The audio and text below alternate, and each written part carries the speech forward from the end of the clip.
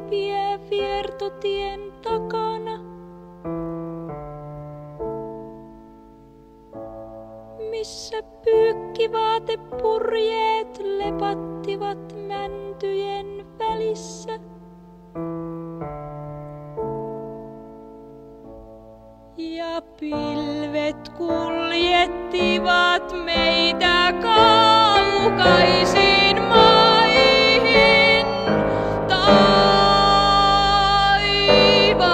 mertaa pitkin.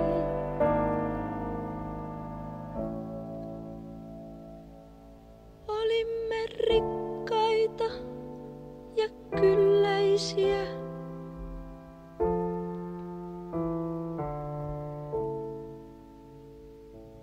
Mutta ohitsemme kulki vieras vaimo.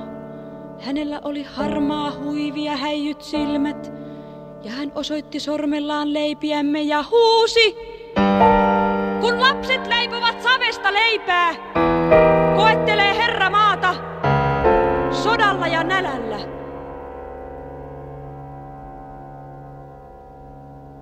Hän meni pois, mutta me poljimme kauniit leipämme rikki ja juoksimme